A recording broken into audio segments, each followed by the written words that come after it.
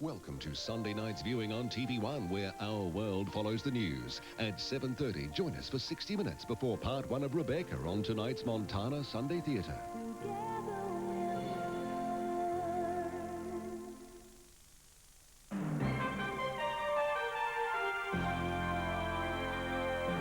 Good evening, New Zealand. Leading tonight's One Network News, an injured missionary talks from her hospital bed in Hungary about the roadside attack that's left her husband dead.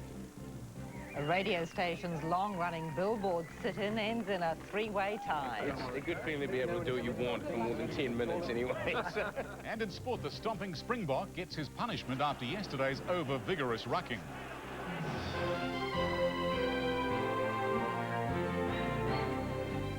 We begin tonight with a story of faith and forgiveness from a Kiwi missionary who's been left a widow in an horrific, unprovoked attack in Hungary.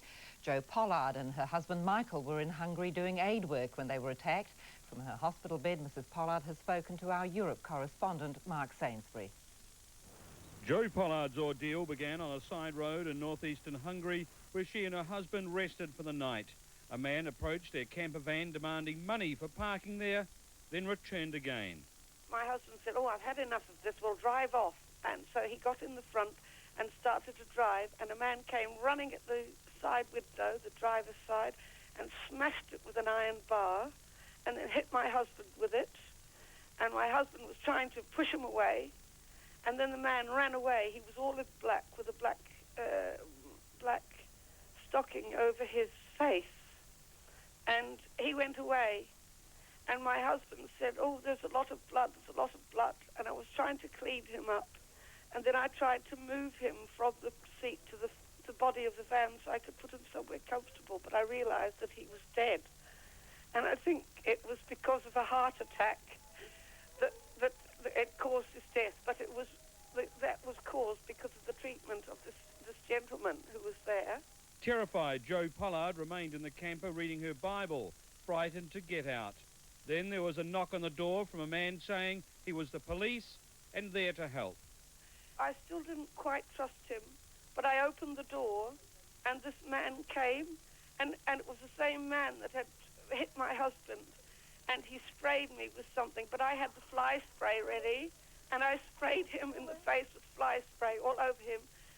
But it was some chemical, I think, he sprayed on me, and it made me sleep. And I didn't know, but he must have come back in again. She woke in a Hungarian hospital with a fractured jaw and broken nose.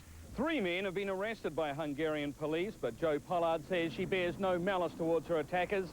Instead, she hopes the 18-year-old and 2 22-year-olds will be born again in prison.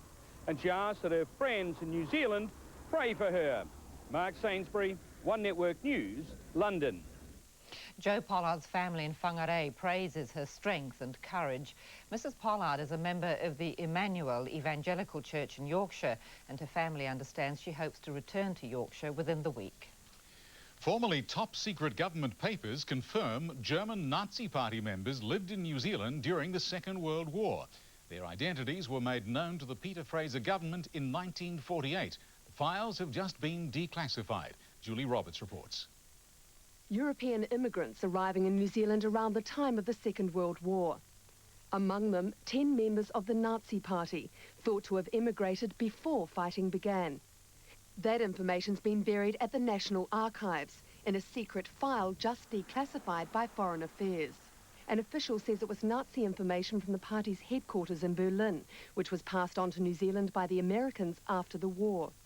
9 of the 10 people on it were identified in a police report. We know of no further action taken. All were German or Austrian nationals, an archaeologist, an engineer, the sole woman, a housewife. Of the 9 identified, 5 settled in Auckland, 3 in Wellington, 1 in Christchurch.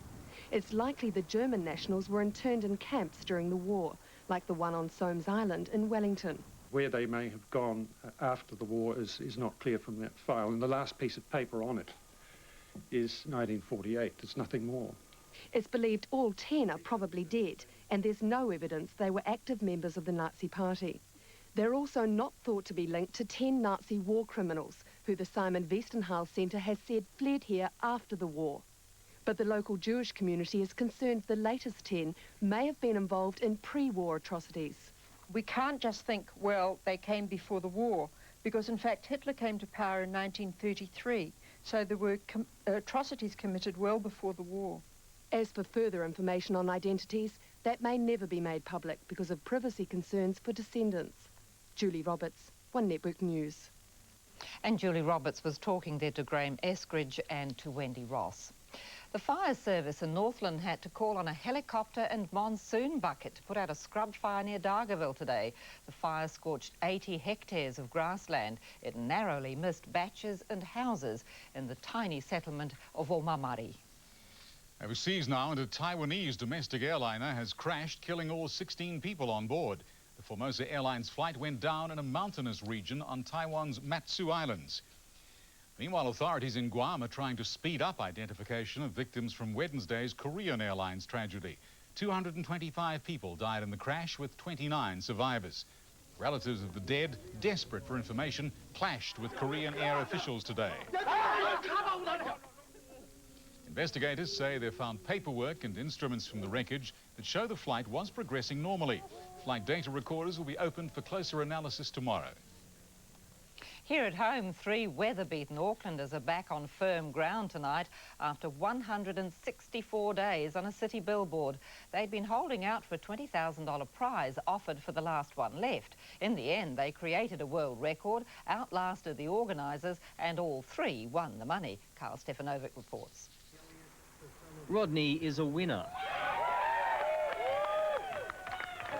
So is Brad. And Jessica too. Together they're the billboard conquerors. Together they're $60,000 richer. We are staying until the check clears. We are leaving till the check clears. In the end, it wasn't the elements or the loneliness that beat them. I would have still told you yesterday we'd still be here at Christmas. But, you know, the right thing has been done, man, and I'm happy about it, eh? Could probably go on for another couple of years. No one's going to win if that happens, so why don't we end it now and let's give them an equal share of money. It began 5.5 months ago with 10 contestants. Cold nights and long days with little to do, eventually cutting the numbers to 3. That, says the psychiatrist, was the hardest mentally to deal with. Quite traumatic for each of them at the time, losing a neighbour, because they got quite close to those neighbours, but it didn't take them long to bounce back. The radio station estimates it spent $100,000 on the promotion, $5 an hour going to each contestant. You know, certain people think you're crazy. Oh, absolutely, but who cares? They don't have $20,000, so I do. And as they checked out, it was time to think of how to spend the money. I'm hoping to put a deposit on a proper house now. I'll stick it in my bank account. I'm going to think about it after I've drank lots of alcohol. After going so long without life's luxuries, the hardest decision now is which luxury to choose first. Carl Stefanovic, One Network News. Also celebrating today, Britain's tabloid Sunday Mirror newspaper. It's running exclusive pictures of Diana kissing Dodi Al Fayed, the son of Harrods owner Mohammed Fayed. The Sunday Mirror reportedly paid around $700,000 for the shots. There's nothing scandalous about these photographs. They're both single people. And I think that everyone's going to be really happy that the princess is at last looks happy, happier than we've ever seen her. The Sunday Mirror says Prince Charles is also happy for Diana. And the paper claims Dodi Al Fayed is shopping for an engagement ring. New Zealand television history will be made tomorrow morning. 2.5 hours of live news and information. The TV1 programmes have been in rehearsal this past week. Here's a sneak preview of what to expect between 6:30 and 9 tomorrow morning. Laurelie Mason reports. After months in the planning and years in the waiting, New Zealand Breakfast TV launches tomorrow morning. 2.5 hours of live news and information on One from 6:30. First up, we'll go to Wall Street, and using our magic graphics machine and the Reuters screen, we're live at the Dow Jones in the... Telstra Business is at 6:30, including a news update and live graphics with international and local markets. Then... Mike Hosking and Susan Wood host 2 hours of breakfast, which has been in full rehearsals for a week. Breakfast news has been the missing link in the One Network news chain across the day, the coverage of the day. While New Zealanders are asleep, the rest of the world's awake, they're doing business, they're making deals, things are happening. We will have those stories first, we'll have them live to air. Today, a perfect example in rehearsal. We had Beatrice, we saw her face, we saw her win that gold medal in Athens. Fantastic stuff. The only way you can do that is by watching breakfast television.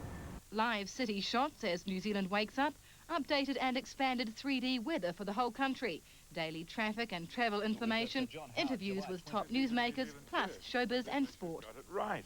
Wonderful thing about breakfast television is that unlike the radio, when the big things happen, you can see it, you listen to it. I think initially a lot of people won't watch television, they'll listen to it, they'll keep their ear on it the same way they do with radio, but the moment something big happens, they'll want to watch it, and that's important. Liz Gunn joins the One Network News team with news on the half hour all morning. As we've been on air this morning, 2 Russian cosmonauts... The new programs mean One Network News is producing 5 bulletins weekdays from dawn through until tonight comes off air at 10 o'clock. The most comprehensive range of daily TV news in New Zealand history. Laurelie Mason, One Network News. And on Breakfast tomorrow, an exclusive TV interview with Jacques Cousteau's son, Jean-Louis, in which he talks about his views on Sir Peter Blake succeeding his father. Next, sport with Peter Williams. Right, thanks, Tom. And after the break, the All Black coach John Hart hints at changes for the next test. Plus, another big final for middle distance star Tony Hodgkinson, and a cracking goal kicks off the English soccer season.